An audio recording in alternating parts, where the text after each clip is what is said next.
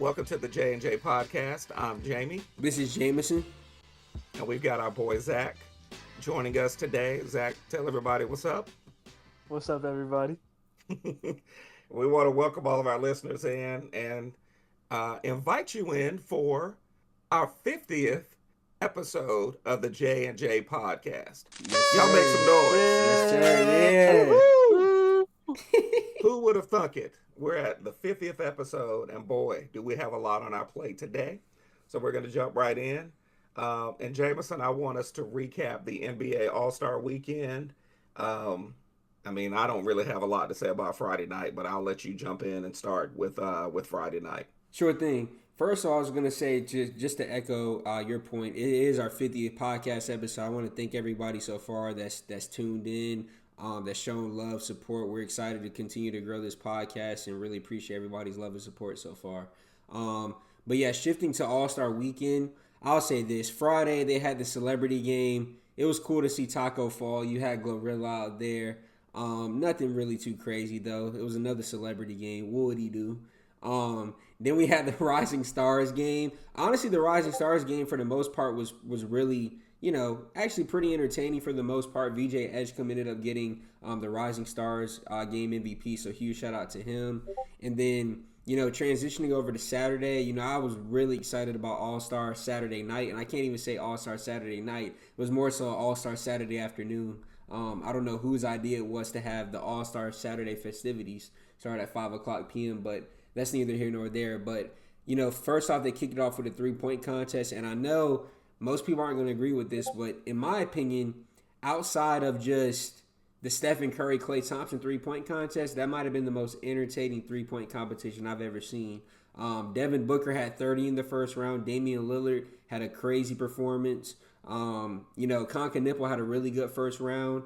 But overall, what was really insane to watch was Damian Lillard had not played an NBA game in like a year and a half. And for him to come out and win the three-point contest, like just absolute cinema. Overall was really good, really, really entertaining. What about your thoughts on the three-point contest, sir, before we go to the next skills competition thing? Yeah, Devin Booker sold. That's Yeah. what It was bad. It was bad. I mean, dude, you had literally a whole rack. Okay, pause. This is a preemptive pause. That's your first You had infraction. You had a whole rack of shots. You about to be on your second infraction. Flagrant one. Flagrant one. Definitely a flag on the play. No question. But he had the whole rack, pause, left at the end and literally blew it. Yeah. Pause. That's crazy. That's a half of an infraction. Facts. But yeah, it should have been Devin Booker's. He had it in the bag. He had 23 going into the last rack, and the last rack was just money balls. Pause. Just exactly. So I think he should definitely get back in it next year to redeem himself. Because boy, what does it say to the rest of the field that that Dame can come basically from an injury and show up and literally beat everybody. I thought that was special. It just shows his ability to, because he mentioned all I've been doing is shooting the basketball. So now he's won three 3-point competitions, which is insane. Exactly. And I will say, was wild as Books won. He should have 3 as well. It's like he lost to Buddy Hield by 1 shot, and then to your point, he sold. He missed his last 3 shots on the money rack this past Saturday. So it's like, I will say this though, it could be setting up for like a good storyline for him. All-Star Weekend is going to be in Phoenix next year, so it's like if he's gonna get it done, next year's the year to do it. And I don't know if you saw this too. You probably did.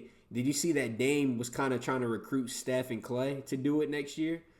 Pretty much Steph said that he was going to do it and that he would try to, he basically said, if he could do it, he feels like he can get Klay to do it as well. But if that's the case, an all-star lineup. You could have Devin Booker, Dame, Conka Nipple, Klay, and Steph. Like, that's insane. That would be absolute cinema for real. But overall, like, the three-point contest was really good. We'll get to, like, how poorly the dunk contest was. But in my opinion, going forward, the 3-point contest should be last. We'll get to more of that Yes. in a second, but like then shifting gears, the second competition, the skills thing where they had some of the unks on the team. I'll say this: the highlight to me was Drewski can't pass, and Corey Maggette carried the Duke team. Pretty much. Yeah, he literally. I mean, of course, the Knicks ended up winning. Shout out to Allen Houston, Cat, Jalen Brunson. That was actually pretty entertaining for the most part. But I will say this: it sucks to have gone from the the skills challenge when Kristaps Porzingis won it, and Jason Tatum won it years ago. To I don't really like this new team format. It was pretty entertaining, but it's like to go from that or like back in the day when Darren Williams and Chris Paul and Steve Nash used to do the skills challenge. It's like it's just not the same anymore. But it was Didn't overall Cat win it entertaining. a couple when they Yeah, were still Carl-Anthony doing Towns it? won it too. Yeah, Cat won it too. So yeah, I like that format a little bit better. Um, it was actually it was actually kind of fun to see some of the old heads out there. But Facts. Corey Maggette looked like he could still ball a little bit, and Facts. Allen Houston's jumper is as pure as ever. Yep. The one that was Um, washed was Ron Harper. boy, Holy, yeah, you light my fire. indeed. But That was the live version on the acoustic live version is yep. what that was. And speaking of you Um, like my fire, we'll go and shift to the dunk contest. yeah, Lord have mercy. my God. I'm gonna be honest with you, man. And I've heard people discuss it throughout throughout this week so far. I think we should get rid of the dunk contest. It is a Agreed. flat out embarrassment at this point. And first I'm gonna say this. I was looking forward to seeing Jackson Hayes. The brother sucked. He He absolutely did. stink. It was a flat out embarrassment. I'll be honest. If I was Rob Pelinka, I would have cut him from the Lakers roster after that performance. He sucked.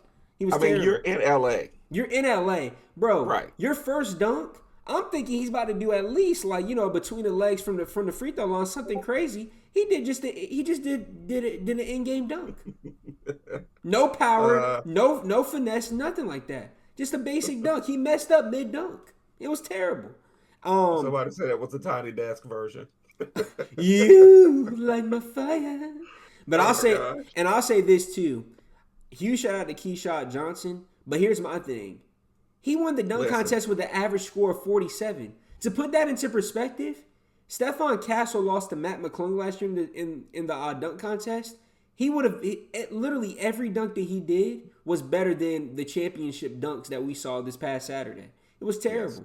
Like it's a joke. And I'll say this: I've heard people say, "Well, all they got to do to revive it is just get the stars to do it." At this point, I don't think They're that's not going to going happen. to. They're not going So to, quit and asking. so exactly, I'm not going to. So quit asking. And here's my thing: I don't care if you do get a Ja Morant, a Zion Williamson, a Giannis.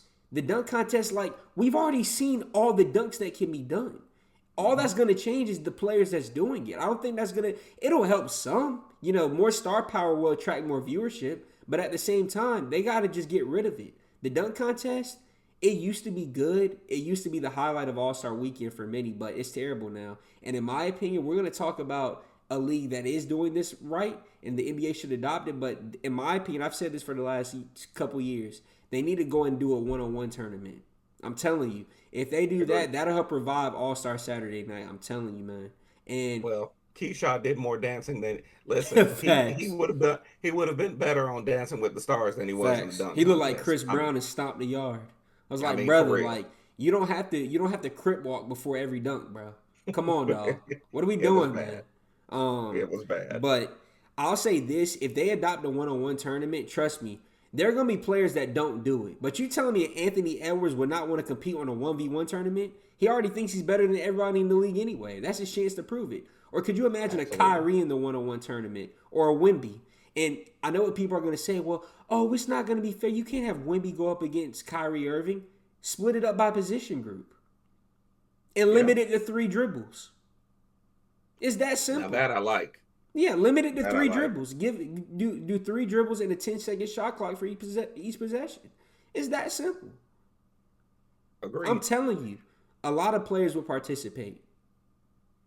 So let's switch gears to the actual All Star Game. competition because it wasn't just a game. Um, what did you think of the format? And Sure. what are your thoughts about whether or not they adopt that going forward? Does it? Well, before I say that, here's what I will say. I know what you're about to Um, say. yeah, like this whole conversation about you know Jokic and Luka are two of the best players in the world. They don't want to participate. Nope. So why make it the U.S. versus the world when they don't even play? Like they really don't want to be there, No, and they don't participate. They don't give their all. Um, and I think honestly, it's doing a disservice. it And I want is. to understand why there's not the same criticism of them as there are some of the American players when they don't participate or give their all. Yeah. Like it's almost like Luka and Jokic are getting a pass, Yeah, they are. and I agree. I don't like how that looks. No. And I'll say this, like, we were talking about it watching the game. Granted, the world team, if Giannis and Shea were healthy, they would have had them. And I'll be honest, whether or not Jokic or Luka played or not, if that world team would have had SGA and Giannis, they easily would have won that contest, the competition on Sunday. No doubt in my mind.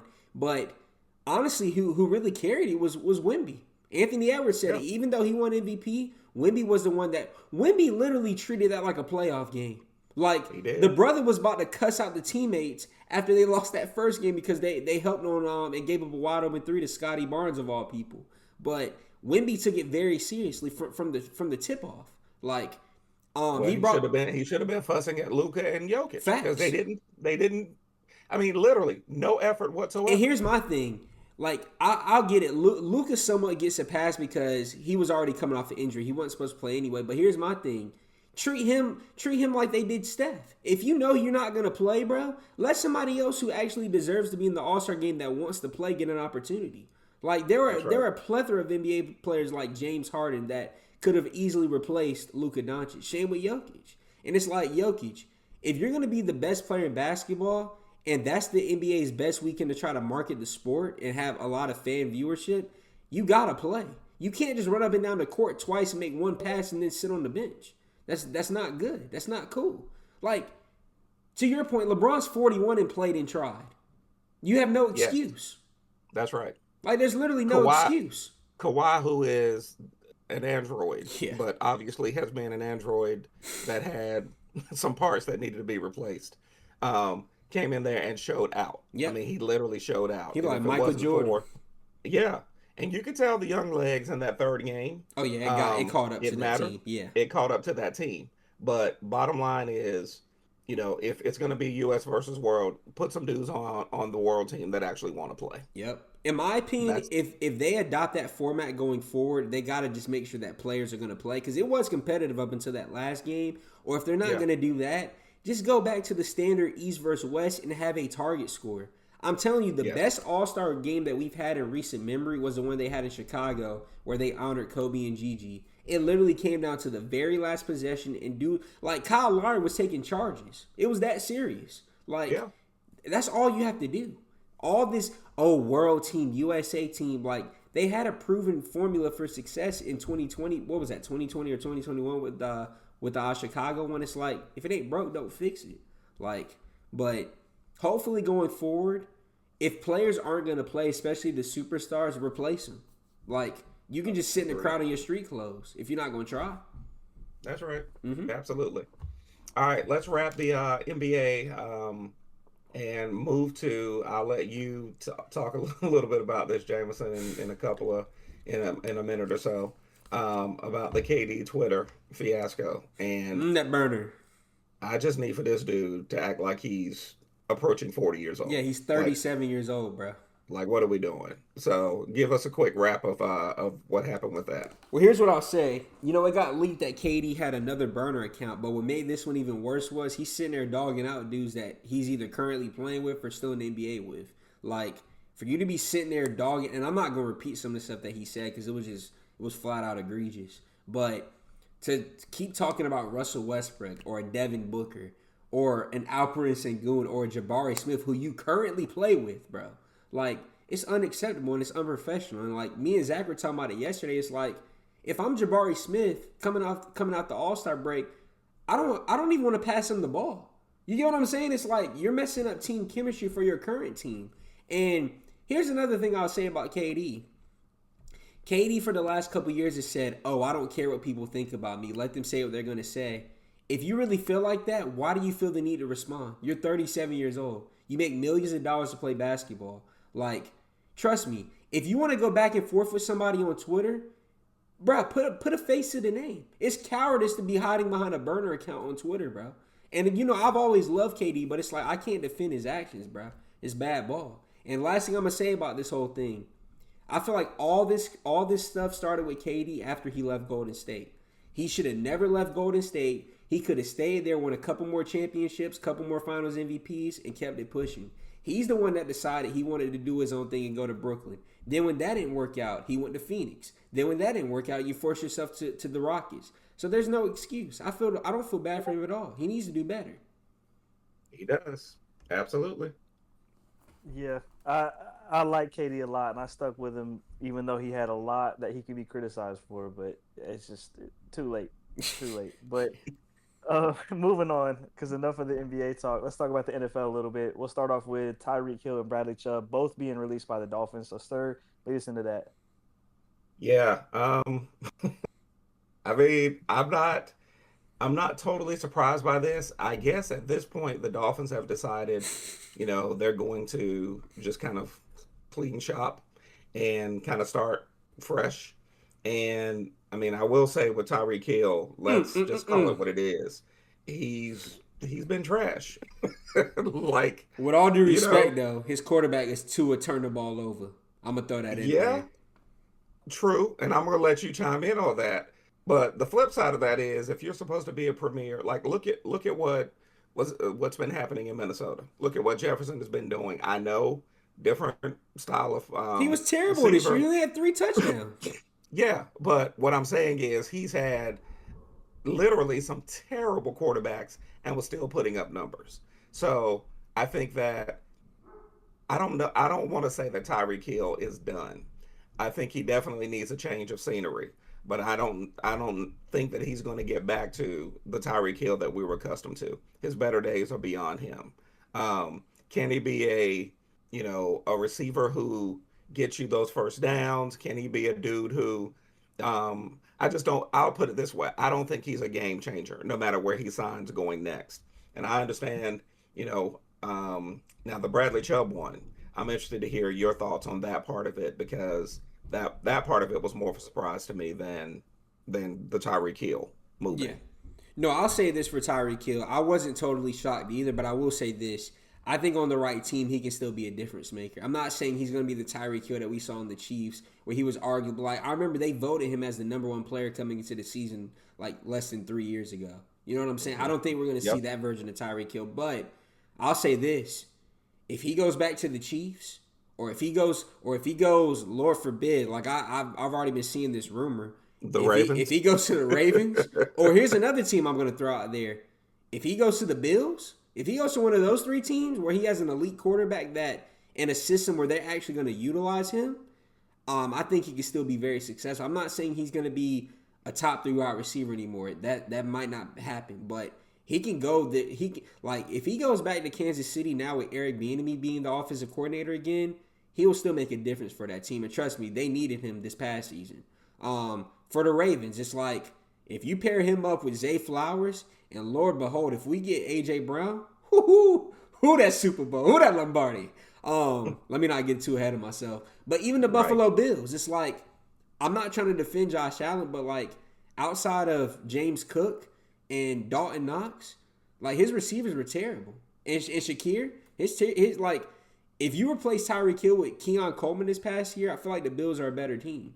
So there are a couple of destinations where I feel like Tyreek Hill can go as long as like he's, and when I say fully healthy, coming off the injuries that he's coming off of, like that broken leg, he might not be as explosive, but it's still Tyreek Hill. I feel like in the right system, he can still be a difference maker. Now shifting to Bradley Chubb, he's another one I would love the Ravens to go target. Or a team like the Bengals could use him, like a team that really needs a pass rusher.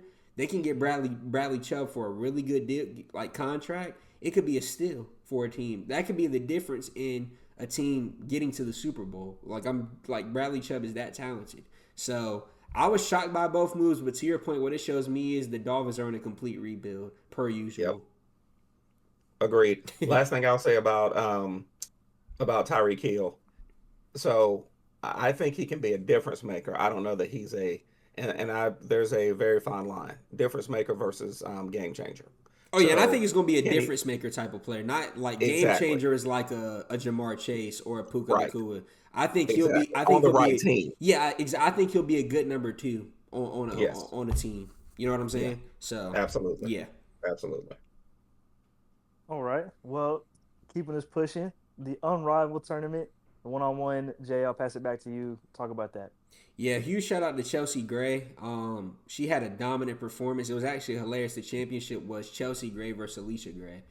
Huge shout out to both of them. And literally, it came down to the wire. Like they had a best of three for the championship. Literally, Chelsea Gray won by like a point or two. So it was very competitive. And what I alluded to earlier with the NBA All Star game, All Star Saturday Night. You now seen a successful variation of a 1v1 tournament. I'm not saying just copy and paste it, but Adam Silver, you kind of can. It was very successful. They got a lot of viewership, and that was like what made it even wild was Nafisa Collier won it last year. She hadn't even been able to play in a rival this year. Nor was Angel Reese able to play in that joint. So it's like the fact that they had really good viewership and it was an overall great tournament. I'm like it's proven that it can be successful. And I hope the NBA adopts something like that in the next year or two.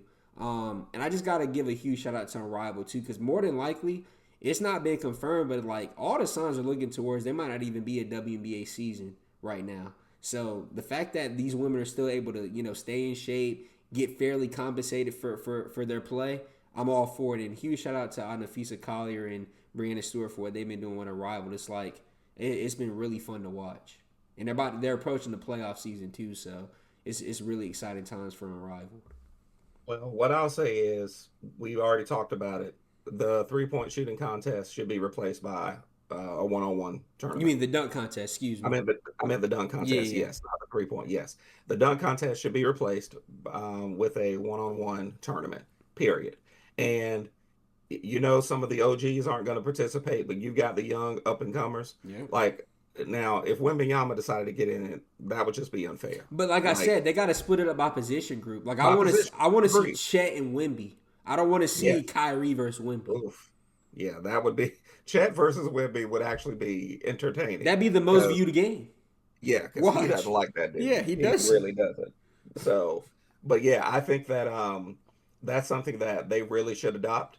I I was impressed with the way Chelsea Gray played. I mean, we've talked about her being mid range. Yeah, she's the point guard. She really is, but her mid range, like she is the female DeMar DeRozan. Yeah, her mid range Um, is unstoppable, and it her mid showed. range is unstoppable, and that's like in a one v1 tournament. That's And she's deadly. strong. Like she was just posting up. Exactly. She like when she played Paige. Like I felt like Paige was cooking everybody else. She just bullied her. Yeah, Like that's it was simple got as her in the that. post Yep. and backed her down and scored. Nothing she could do. Um, that's all she could do. So I would love to see that actually adopted, and I And think that that she would won be a good 200K. idea. She won $200,000.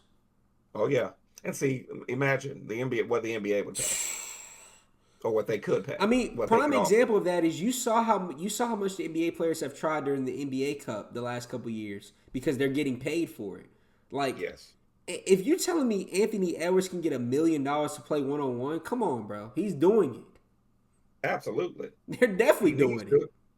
We know he could use the extra money.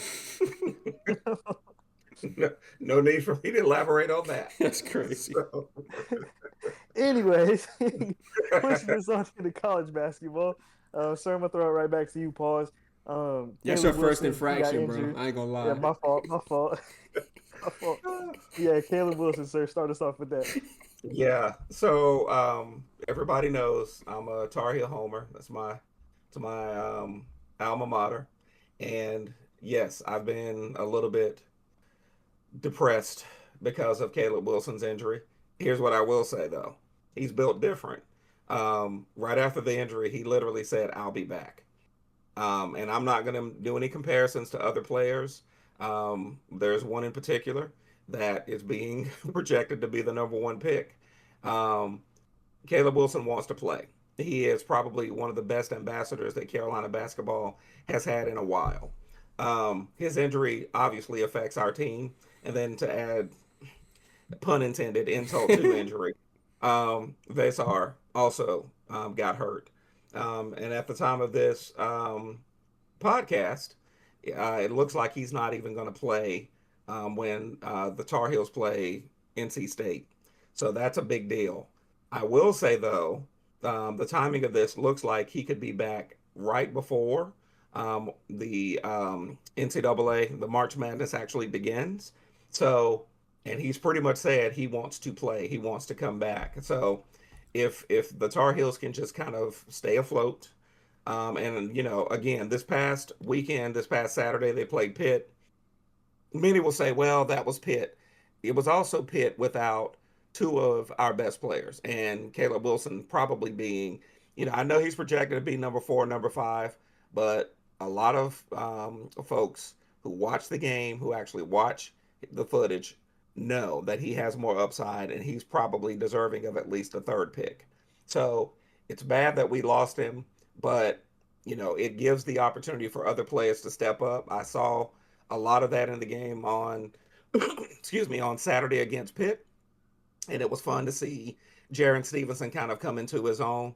My God, I was stunned, and I guess it's simply because he hasn't been getting the playing time. Zayden High impressed me, and Legacy that was, game.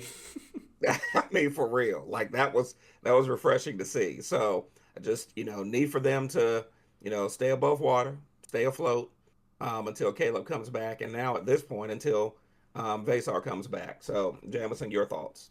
No, I echo everything that you said, and I think Carolina's going to be just fine. It's like Caleb Wilson's definitely motivated, as you can already, as you alluded to come back. I hope he doesn't rush too much, but I feel like the one plus is with his injuries, his non-shooting hand, similar to what happened to Seth Trimble, and you've seen he hasn't really missed a step since he's come back. I'm honestly more concerned about the Vasar injury, if I'm being honest. Because if that's like an ankle / Achilles injury, that's nothing to scoff at. So overall, though, Carolina still had a really good season, and I'm just hopeful that, to your point, we can stay afloat. And the blessing in disguise could be a lot of these players, like you said, the Zayden Highs, the Stevensons of the world, they can go and just get more and more confident by the time Vasar and Caleb Wilson come back, so they can be very effective players come tournament time. That's the hope.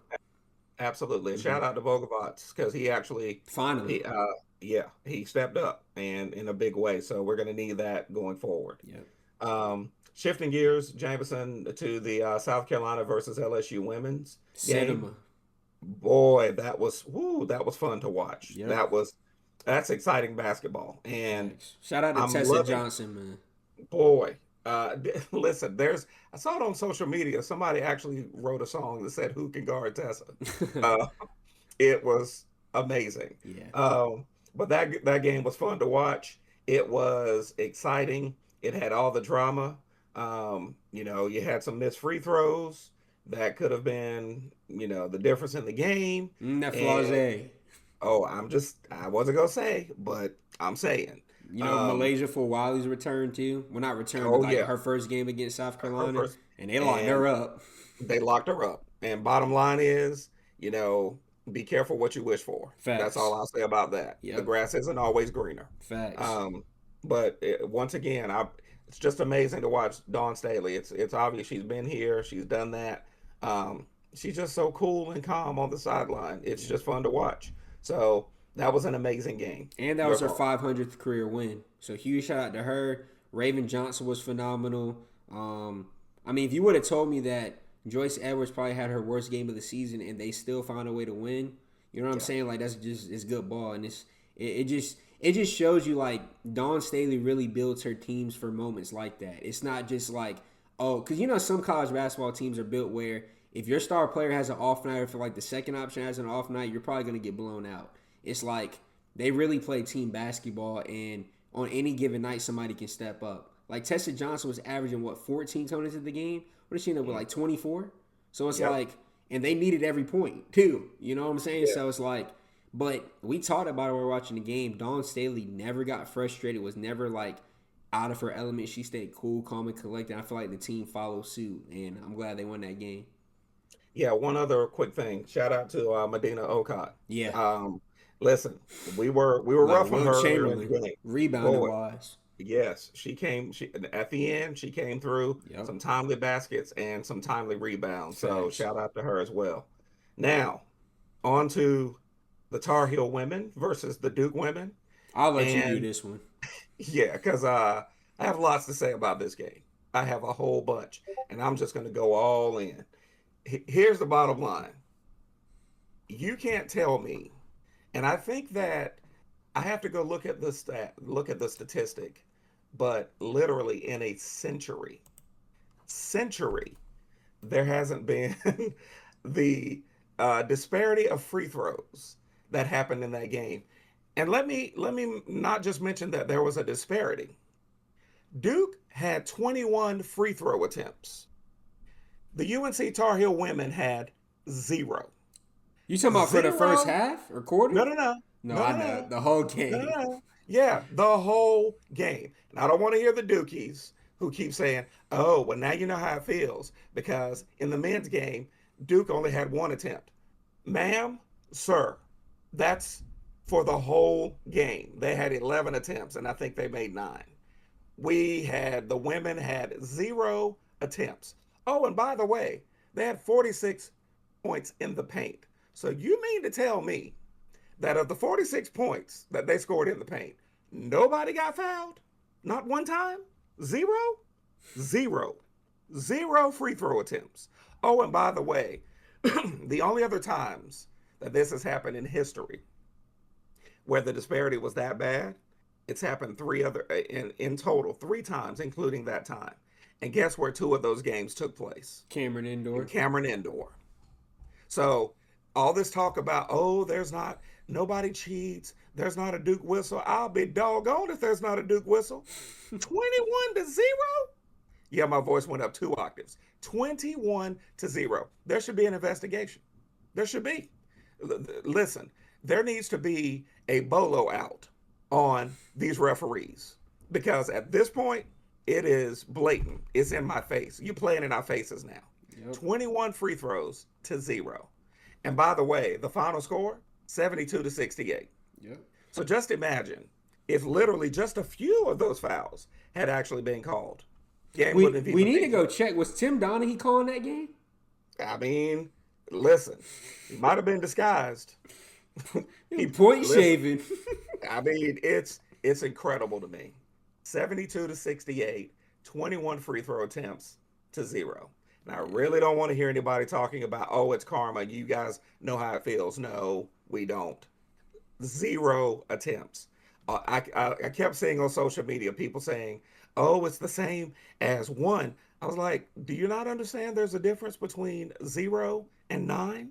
Yep. Yeah, maybe 1 attempt in the second half. But that's because you shot a bunch of threes and nobody's fouling anybody on threes. 46 points in the paint and not a single free throw. Make it make sense. It doesn't. Jameson, your thoughts? No, I have nothing else to add. I was just as frustrated as you. And like I think an investigation should be done, or those referees should never call another UNC women's basketball game because it's just flat out egregious. Like it is. And honestly, what made it was wild is they only lost by 4. So imagine if they just would have had 10 free throw attempts. We're not even asking for the same 21 that Duke had. Just give me half of that. We still have a chance to win that game. They only lost by 4. That's what I'm saying. That's what I'm saying. So I listen. I'll move on. Oh, but I do have to say this since we're talking about Carolina and Duke. Here's all I'm going to say. There has still been no evidence of an assistant, staff member, whoever. There's still been no evidence of that happening after the court storming that the Duke head coach alluded to. Mm-hmm. And by the way, the DA for Orange County basically came out and said, I haven't found any evidence, and this just doesn't seem like it's the truth. So rather than taking your L and moving on, you had to create a different narrative. You had to deflect from the fact that you lost. And it's become a pattern, by the way. So I just simply don't want to hear about the Duke whistle anymore. I don't want to hear about, the excuses. There's always a deflection. There just is. It is what it is. And there's evidence for it. There's a history there now. I just think it's disgusting, to be perfectly honest with you, that you can't just take your L and go home. That's what I think. So I'll stop there. I've got it off my chest now. I feel a little bit better. Well, as we wrap up, we're gonna, as always, we get into moving the whistle. I mean, sorry, moving the needle.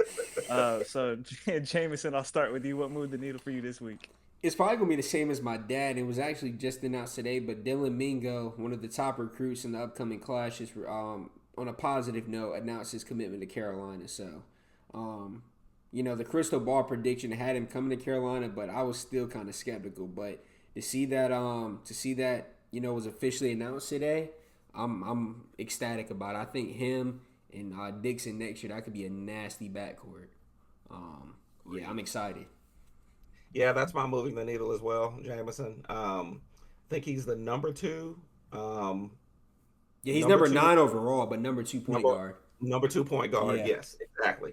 And yeah, I mean there was a crystal ball, but he delayed his facts. decision like 2 or 3 times. Mm-hmm. He has a brother, I think, that plays at Penn State. A lot of people thought that was going to be the case, and then Baylor.